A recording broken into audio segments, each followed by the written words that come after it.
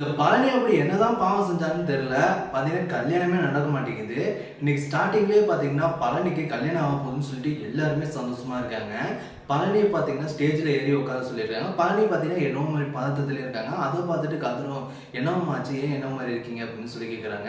"அது ஒண்ணும் இல்ல. இது மாரி அம்மா, அண்ணன்லாம் வரேன்னு சொன்னாங்க. ஆனா யாருமே வரலையே. அதான் பார்த்துட்டு இருக்கேன்" அப்படின்னு சொல்றாங்க. "நீங்க ஒண்ணும் கவலைப்படாதீங்க. கடைசி நேரத்துல கண்டிப்பா வந்துருவாங்க" அப்படிலாம் சொல்றாங்க. "சரிடா மாப்பிள" அப்படிலாம் சொல்லிட்டுறாங்க. இன்னொரு சைடு பார்த்தீங்கன்னா பாண்டியனும், "அப்பா ஒரு வழியா பழனிக்கு இன்னைக்குனாச்சும் நல்லபடியா கல்யாணம் ஆக போதே" அப்படிங்கிற சந்தோஷத்துல பார்த்தீங்கன்னா வரவங்க போறவங்கலாம் வர சொல்லி விசாரிச்சுட்டு இருக்காங்க. ரொம்பவுமே சந்தோஷத்துல இருக்காங்க. இந்த சைடு பார்த்தீங்கன்னா பொண்ணோட அப்பா முகத்துல ஆடல. என்ன ஏதுன்னு பார்த்தீங்கன்னா ஏதோ ஒரு பிரச்சனை இருக்கு. அவங்க ஒய்ஃப் வந்து பார்த்தீங்கன்னா, "ஏங்க இவ்வளவு தூரம் வந்துட்டோம்.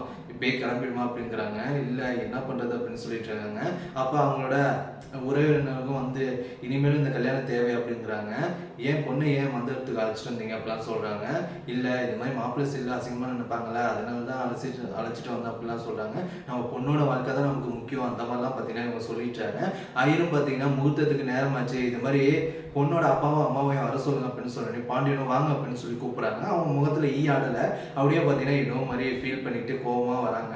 அங்கேருந்து வந்து "கீழே உட்காருங்க" அப்படின்னு சொல்றாங்க. ஆனா உட்காராம, "இல்ல இனி இந்த கல்யாணமே நடக்காது" அப்படின்னு சொல்றாங்க. அதை கேட்டோன்னே பார்த்தீங்கன்னா பாண்டியன், கோமதிங்கிறது எல்லாருக்குமே அதிர்ச்சியா இருக்கு. "என்னங்க என்னாச்சு?" அப்படிங்கிறாங்க. "இல்லைங்க நாங்க எல்லாம் சேர்ந்து பேசி தான் முடிவு எடுத்துட்டோம். இனி இந்த கல்யாணம் நடக்காதுங்கிறாங்க." பாண்டிய உடனே எழுந்திரிச்சுறாங்க. "ஏங்க இப்படி சொல்றீங்க?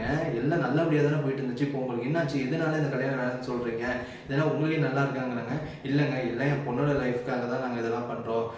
எனக்கு இருக்கிறது ஒரே பொண்ணு" அப்படிங்கிறாங்க. "அப்ப எங்களுக்கு மட்டும் என்ன 10 பேர் இருக்காங்களா? ஏங்க இப்படிலாம் பண்றீங்க? பழனி ரொம்பவுமே நல்லவங்க. அப்ப உங்க பொண்ணை நல்லா பார்த்துப்பாங்க. எதுக்காக இந்த நிலைமையில எங்க வீட்டுல உள்ள எல்லா பிரச்சனையும் சொல்லிட்டோம். இது மாதிரி ஏற்கனவே ஒரு தடவை கல்யாணம் ஏற்பாடு பண்ணி அது அவங்க அண்ணனால நின்னு போச்சுங்கிறதையும் சொன்னோம். அதுக்கப்புறமா நீங்க இந்த மாதிரி பண்ணா என்னங்க பண்றது? இது மாதிரி மணமேடை வரைக்கும் வந்துட்டு இது மாதிரி பொண்ணை அழைச்சிட்டு போனா பழனி எல்லாம் என்ன நினைப்பாங்க? உங்களோட கஷ்டம், கவலை எல்லாமே எங்களுக்கு புரியுதுங்க. ஆனாலும் எங்களுக்கு என் பொண்ணு லைஃப் தாங்க பிரச்சனை முக்கியம்" அப்படிலாம் சொல்லிட்டாங்க. அப்போ பார்த்தீங்கன்னா காந்திமதி, "என்னம்மா இதெல்லாம் உங்களுக்கு நியாயமா இருக்காமா? என் பையன் மேல என்னம்மா தப்பு இருக்கு? எதுக்காகம்மா இந்த கல்யாணத்தை வேணாம்னு சொல்றீங்க? அதையாச்சும் சொல்லுங்க" அப்படிலாம் சொல்றாங்க. "இல்லைங்க நாங்க எதுவுமே சொல்றதா இல்லை" அப்படின்னு சொல்லிட்டு லூசு மாதிரி பார்த்தீங்கன்னா இந்த ஆளு என்ன நடந்துச்சு என்ன ஏதுன்னு சொல்லாம பார்த்தீங்கன்னா இதே சொல்லிட்டு இருக்கான். நம்ம பாண்டியனுக்கு கோவம் தான் வருது. "ஏங்க இப்படிலாம் பண்ணிட்டுறாதீங்க. இது 2வது கல்யாணங்க. இதுவும் நின்னு போச்சுன்னா எல்லாத்தையும் பழனிய ரொம்பவுமே கேவலமா பேச ஆரம்பிச்சேன். ப்ளீஸுங்க" அப்படின்னு சொல்லிட்டு நம்ம பாண்டியனு கெஞ்சாத அளவுக்கு கெஞ்சுறாங்க. "இல்லைங்க" அப்படின்னு சொல்லிட்டு பார்த்தீங்கன்னா சாதிச்சுட்டு, "நாங்க முடிவெடுத்ததா. இனி இந்த கல்யாணம் நடக்காது. இதை பத்தி பேசாதீங்க" அப்படின்னு சொல்லிட்டு அங்கேருந்து போறாங்க. பழனி முகத்தை பார்க்கவே அப்படியே ரொம்பவே ஃபீல் பண்ணி அழுகிற நிலைமைக்கு போயிட்டாங்க. "என்னடா இது ஒரு தடவை கூட நம்ம கல்யாணம் நடக்க மாட்டேங்குது" அப்படின்னு சொல்லிட்டு ஒரு வழியா பார்த்தீங்கன்னா அவங்க போறாங்க. பழனி, கோமதி எல்லாம் போயிட்டு கெஞ்சுறாங்க. ஆனா கேட்காம அவங்க பொண்ணை அழைச்சிட்டு போயிடுறாங்க. நம்ம பழனி அப்படியே ரொம்பவே ஃபீல் பண்ணி அழுதுட்டு உட்காந்துருக்காங்க. ஃபிளாஷ்பேக்ல என்ன நடந்துச்சுன்னு பார்த்தீங்கன்னா, முத்துவேலும் சக்திவேலும் அந்த பொண்ணோட அப்பா அம்மாவை பார்த்து பேச போயிருக்காங்க.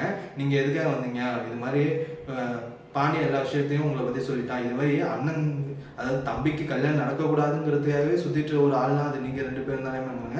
அப்ப சக்திவேலும், "என்னங்க இந்த மாதிரிலாம் பேசுறீங்கிறாங்க." அப்போ முத்துவேலும், "கொஞ்சம் புரிஞ்சுக்கங்க. நாங்க அந்த மாதிரிலாம் நினைக்கிற ஆள் கிடையாது. என் தம்பிக்கு நல்லபடியா கல்யாணம் நடக்கணும்னு தான் நினைப்பேன்" அப்படிலாம் சொல்றாங்க. "அப்புறம் எதுக்காக கல்யாணம் நிப்பாட்டுறதுக்காக என்ன பார்த்து பேச வந்தீங்க?" அப்படின்னு பார்த்தீங்கன்னா பொண்ணோட அப்பாவும் சொல்றாங்க.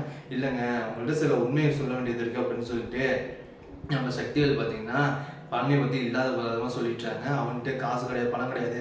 அங்கேயே இது மாதிரி ஒண்ணும் இல்லாம தான் ஒரு சின்ன வீட்டுல ஓரமா இருந்துட்டு இருக்கான். பாண்டியன் கடையில வேலை பார்த்துட்டான். அதெல்லாம் எங்களுக்கு தெரியுங்கிறாங்க." "அது தெரியும். இது மாதிரி உங்க பொண்ணோட விஷயத்தையாவது ஒன்று சொல்றேன். இது மாதிரி டாக்டரு அவனால இது மாதிரி தாம்பத்திய உறவுல சேர்ந்து வாழ வைக்காது அப்படின்னு சொல்லிட்டாங்க. இதனால உங்க பொண்ணுக்கு தான் பாதிப்பு" அப்படின்னு பார்த்தீங்கன்னா சொல்றாங்க. இதை கேட்டோன்னே பார்த்தீங்கன்னா பொண்ணோட அப்பா அம்மாவுக்கு ரொம்பவுமே அதிர்ச்சி ஆயிடுது. இந்த அளவுக்கு பார்த்தீங்கன்னா இந்த சக்திவேல் கேவலமான ஒரு விஷயத்த சொல்லியிருக்காங்க. இதனால தான் பார்த்தீங்கன்னா இந்த கல்யாணமே வேணாம்னு சொல்லிட்டு அந்த பொண்ணோட அப்பா அம்மா அவங்கள அழைச்சிட்டு போயிருக்காங்க. அதாவது பழனியை பத்தி ரொம்பவுமே கேவலமா பார்த்தீங்கன்னா பேசியிருக்காங்க. இதை பத்தி என்ன நினைக்கிறீங்க? இந்த சக்திவேலை பத்தி என்னெல்லாம் திட்டுன்னு நினைக்கிறீங்க? என்னது மறக்காம கமெண்ட் பண்ணுங்க, லைக்கும் பண்ணுங்க.